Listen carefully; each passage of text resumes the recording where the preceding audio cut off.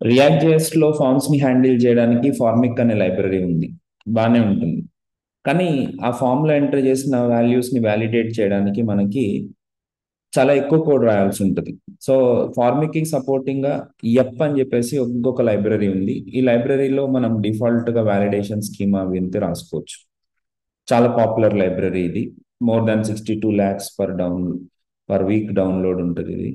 So దీన్ని చూడండి, చాలా మంచిది, చాలా మంది వాడుతూ ఉంటారు. లేటెస్ట్ గా కూడా అప్డేట్ అవుతూనే ఉంది. అయితే ఈ పర్టికులర్ లైబ్రరీలో మనం వ్యాలిడేషన్స్ ఎట్లా చేస్తాం? ఇప్పుడు సపోజ్ ఇక్కడ నా దగ్గర ఒక ఒక ఇన్పుట్ బాక్స్ ఉంది. దాంట్లో నెంబర్స్ ఎంటర్ చేయాలి. నెంబర్స్ ఎంటర్ చేస్తే ఫైన్. నెంబర్స్ కాకుండా వేరేది ఏదైనా స్ట్రింగ్ కానీ ఏదైనా ఎంటర్ చేస్తే అక్కడ మనకి ఎర్రర్ త్రో చేయాలి.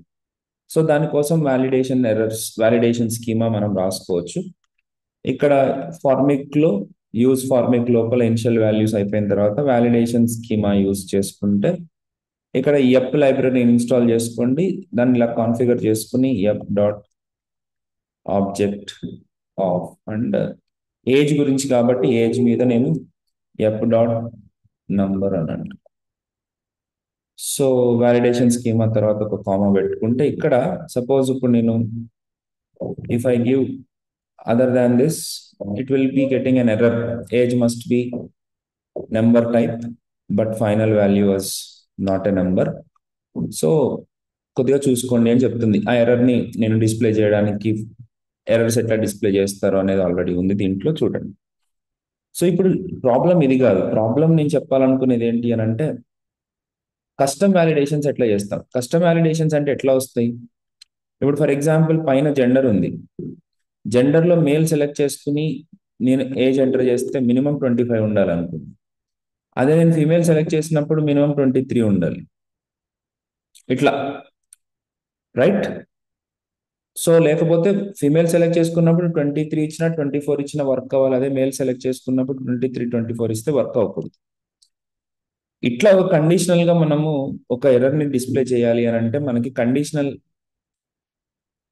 వ్యాలిడేషన్ మనం కస్టమ్ వ్యాలిడేషన్స్ మనం రాయాల్సి ఉంటుంది. ఆ కస్టమ్ వ్యాలిడేషన్స్ కోసం టెస్ట్ అని ఒక ఫంక్షన్ ఉంది. ఆ టెస్ట్ ఫంక్షన్ లో 3 ఆర్గ్యుమెంట్స్ ఉన్నాయి. ఫస్ట్ ఆర్గ్యుమెంట్ వచ్చేసి it is just name for validation.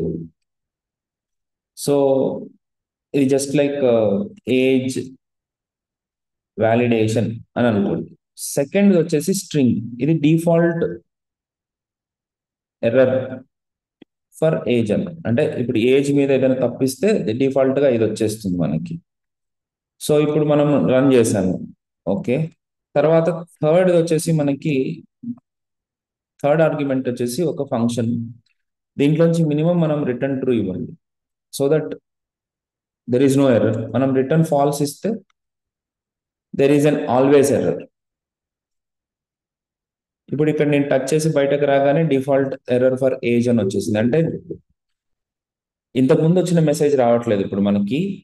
ఇప్పుడు ఇక్కడ మనం ఏం రాసామో అదే వస్తుంది. ఇది డిఫాల్ట్ ఎర్రర్ మెసేజ్. కానీ ఎర్రర్ మెసేజెస్ ని మనం ఇక్కడి నుంచి కూడా రిటర్న్ చేయొచ్చు.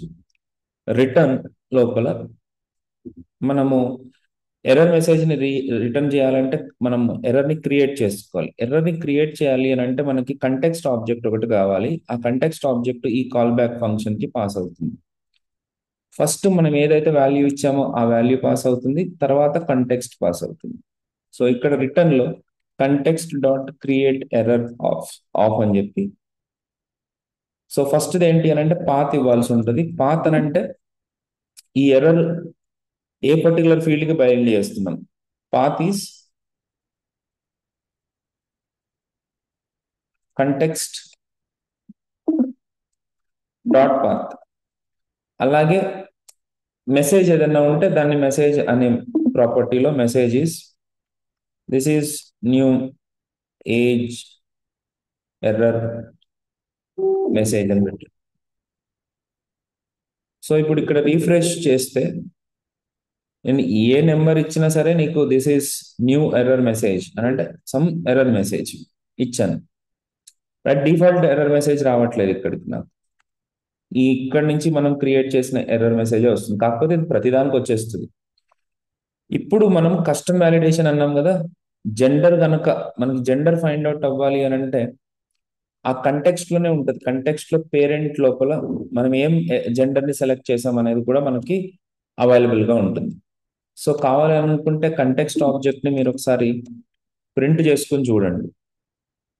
ఇక్కడ నేను ఏజ్ ఇచ్చి బయటకు రాగానే కంటెక్స్ట్ ఆబ్జెక్ట్ ఇదిగోండి, ఇక్కడ నెంబర్ ఇవ్వగానే కంటెక్స్ట్ ఆబ్జెక్ట్ లో create error from options parent path. ఈ పేరెంట్ లో మనం ఏ జెండర్ సెలెక్ట్ చేసుకున్నాం అనేది కూడా ఉంటుంది, మనం ఏ వాల్యూ ఇచ్చాం అనేది కూడా ఉంటుంది. సో దీంట్లో చాలా ఇన్ఫర్మేషన్ ఉంటుంది, ఆ ఇన్ఫర్మేషన్ ని మనం వాడుకొని అప్లై చేసుకోవాలి. సో ఈ కంటెక్స్ట్ లో మనకి ఉన్న వాల్యూని బట్టి అంటే if context dot gender sorry parent dot gender equal to male అయితే నేను ఒక ఎర్రర్ ని డిస్ప్లే చేయాలి. Return context error dot male and ఇప్పుడు వాల్యూ మనం ఇచ్చిన వాల్యూ దీంట్లోనే ఉంటుంది. వాల్యూ కనుక 25 కంటే తక్కువ ఉంటే ఇక్కడ నేను ఎర్రర్ ఏం సెట్ చేస్తున్నాను, మెన్ షుడ్ బి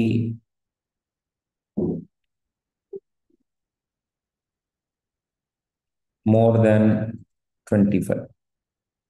25 ఇయర్స్ కంటే ఎక్కువ ఉండాలి మెన్కి అని అంటున్నాడు అని ఎర్రర్ పెట్టుకున్నాను. అదే ఇప్పుడు gender is equal to female అని అంటే వాల్యూ కనుక 23 కంటే తక్కువ ఉంటే female should be more than 23. So ఇప్పుడు నాకు కండిషనల్ గా వస్తుంది, నేను మెన్ సెలెక్ట్ చేసుకుని నేను ఏజ్ ఎంటర్ చేసినప్పుడు మినిమం 25 ఉండేటట్టు చెక్ చేస్తుంది, ఫీమేల్ సెలెక్ట్ చేసుకుని నేను ఏజ్ ఎంటర్ చేసినప్పుడు మినిమం 23 ఉండేటట్టు చెక్ చేస్తుంది. ఏది లేకపోతే రిటర్న్ ట్రూ.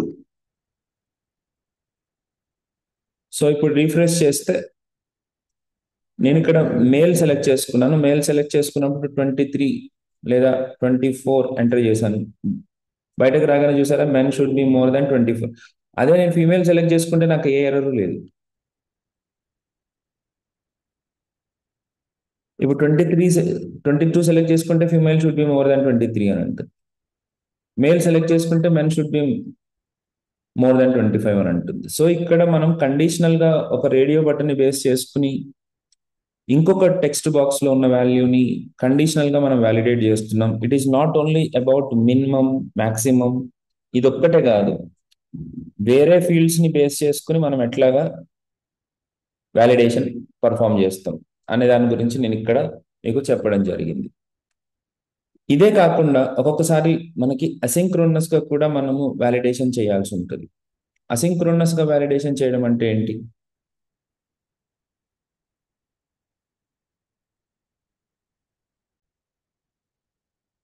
సో ఇప్పటి వరకు మనము కస్టమ్ వ్యాలిడేషన్ ఎట్లా రాయొచ్చు అని చూసాము. ఇప్పుడు ఏంటంటే నేను ఇంకొక టెక్స్ట్ బాక్స్ క్రియేట్ చేస్తా, ఆ టెక్స్ట్ బాక్స్ లో కంట్రీ నేమ్ టైప్ చేస్తే ఒకవేళ ఆల్రెడీ ఆ కంట్రీ అంటే కంట్రీ లేదనుకో, లేనప్పుడు this country is not in existence అనో లేకపోతే నాట్ వ్యాలిడ్ కంట్రీ అనో చెప్పాలి.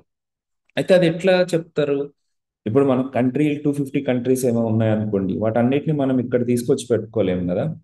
సో అందుకని ఏం చేస్తామనంటే already restful API rest countries అని చెప్పేసి ఒక ఎండ్ పాయింట్ ఉంది, దాన్ని మనం రిక్వెస్ట్ చేస్తే మనకి అక్కడ ఎన్ని కంట్రీస్ ఉన్నాయో అన్నీ వస్తాయి. ఇప్పుడు ఫర్ ఎగ్జాంపుల్ restcountries.com ఇక్కడ v3/all అని అంటే మీకు ఎన్ని కంట్రీస్ ఉన్నాయో ఆ కంట్రీ డీటెయిల్స్ అన్నీ వస్తూ ఉంటాయి. ఇట్లా కాకుండా నేను నేమ్/ఇండియా అన్నాను అనుకోండి, ఓన్లీ ఇండియా కంట్రీ డీటెయిల్స్ వస్తాయి.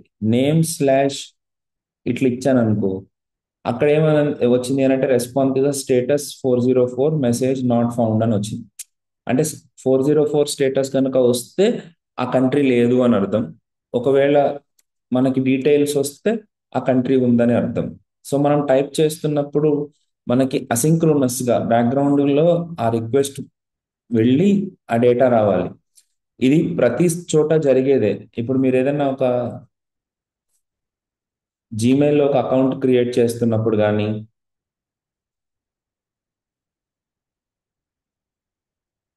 ఇప్పుడు ఇక్కడ క్రియేట్ అకౌంట్ అని అన్నాను అనుకోండి, for my personal use first name Nani, last name హాని, హాను ఏదో నెక్స్ట్ ఇక్కడ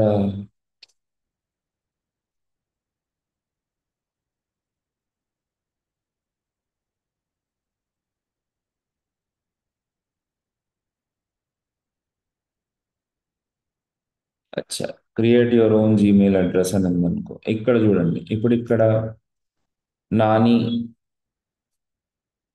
@gmail అని అంటే ఇక్కడ చూసారా, sorry your user name must be okay Nani 123 అని అన్నాను. ఇక్కడ ఏమంటుంది, this user that user name is taken అని ఉంటుంది. 1234 ట్యాబ్ ప్రెస్ చేయగానే దిస్ ఈజ్ ఆల్సో టేకెన్, ఇట్లా నేను అంటుంది.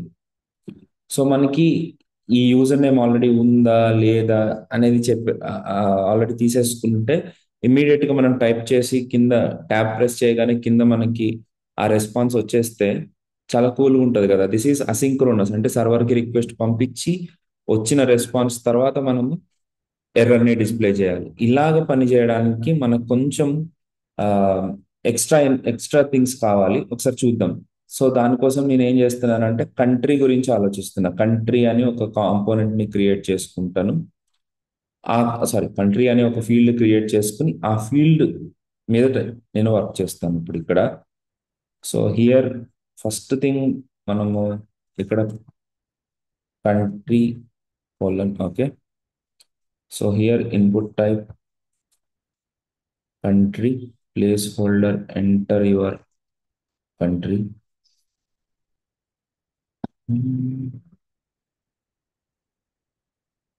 ఇది జస్ట్ కాన్ఫిగరేషన్ ఓకే.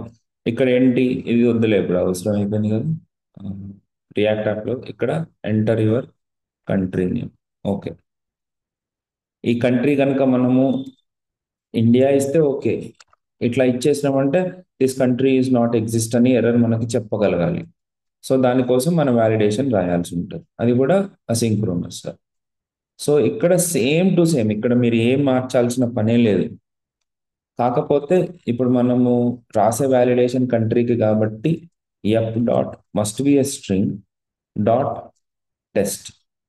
సో మీకు అర్థమైపోయింది కదా, ఇది సిఓయు ఎన్టీఆర్వై కంట్రీ వ్యాలిడేషన్ కామ డిఫాల్ట్ కంట్రీ ఎర్రర్ ఊరికే. ఇప్పుడు ఈ ఫంక్షన్ లో మనము అసింక్రోనస్ గా రిటర్న్ చేయాల్సి ఉంటుంది. అసింక్రోనస్ గా మనం ఒక ప్రామిస్ ని రిటర్న్ చేయాల్సి ఉంటుంది. సో డెఫినెట్ గా మనం ఏం ఎంటర్ చేసామో ఆ వాల్యూ కావాలి, అలాగే కంటెక్స్ట్ కూడా కావాలి. కంటెక్స్ట్ లేకుండా నువ్వేం చేయలేవు. సో ఇది అసింక్రోనస్ గా బిహేవ్ చేయాలంటే you have to return a new promise object. దీంట్లో మనకున్న కాల్ బ్యాక్ లో రిజాల్వ్, రిజెక్ట్ అనే రెండు మెథడ్స్ ఉంటాయి. ఇప్పుడు ఇక్కడ సపోజ్ ఎర్రర్ లేకపోతే రిజాల్వ్ ఆఫ్ ట్రూ అని ఇచ్చేస్తే సరిపోతుంది, రిజాల్వ్ ఆఫ్ ట్రూ ని కాల్ చేస్తే సరిపోతుంది. అదే మనకి ఎర్రర్ వస్తే రిజెక్ట్ ఆఫ్ అని రాయాల్సి ఉంటుంది. సో ఇక్కడ నేను ఏం చేద్దాం అనుకుంటున్నాను, ఒక ఫెచ్ మెథడ్ లో https restcountries.com/v3/name/plus వాల్యూ. నేను పైన ఏదైతే టైప్ చేస్తున్నా టెక్స్ట్ బాక్స్ లో టైప్ చేసిన వాల్యూ నేను ఇక్కడ ఇచ్చేస్తాను. ఇక్కడ డాట్ దెన్ లో ఆర్ఈఎస్, ఆర్ఈఎస్ లోపల అంటే రెస్పాన్స్ లో if RES dot status is equal to 404 అయితే 404 అయితే డబుల్ ఈక్వల్. అది నెంబర్లో వస్తుందా, ఎట్లా వచ్చింది ఇందాక?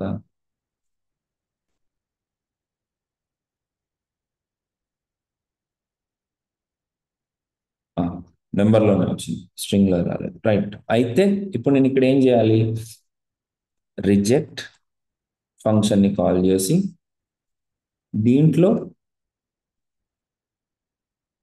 పాత్ ఇవ్వాలి. అంటే ఏ పార్ట్కి అంటే ఏ ఫీల్డ్ కి మనం అప్లై చేస్తున్నాం అనేది కంటెక్స్ట్ డాట్ పాత్ ఇచ్చేసుకుని దీని తర్వాత message is this country is not there. So 404 error రాకపోతే దాని మీనింగ్ ఏంటి? ఏ ప్రాబ్లము లేదని కదా. సో ఎల్స్ అని పెట్టాల్సిన పని కూడా లేదు. ఓకే. ఎల్స్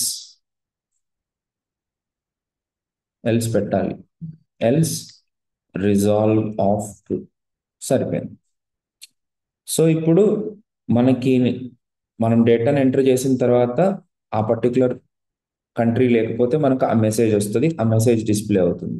ఇక్కడ చూడండి. ఓకే, ఇక్కడ ఏమంది? Object object not handle. Okay.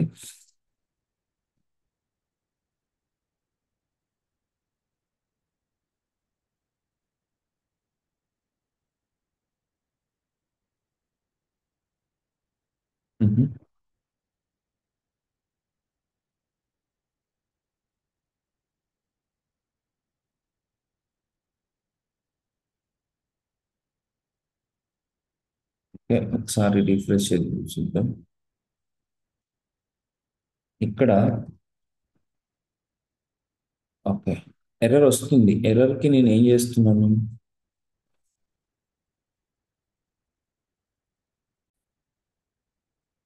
ఇక్కడ మిస్టేక్ ఏంటంటే ఏం లేదండి. ఇక్కడ రిజెక్ట్ లో మనము క్రియేట్ ఎర్రర్ అనే ఫంక్షన్ లో మనం పాస్ చేసి ఆ వచ్చిన ఆబ్జెక్ట్ ని మనం రిజెక్ట్ చేయాల్సి ఉంటుంది అనమాట.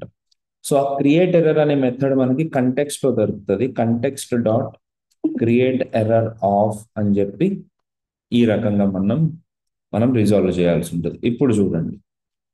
సో ఇండియా ఇండియా అని అంటే ఎర్రర్ ఏం లేదు. ఇప్పుడు చూసారా, this country is not there. ఇది అసింక్రోనస్ గా జరుగుతుంది.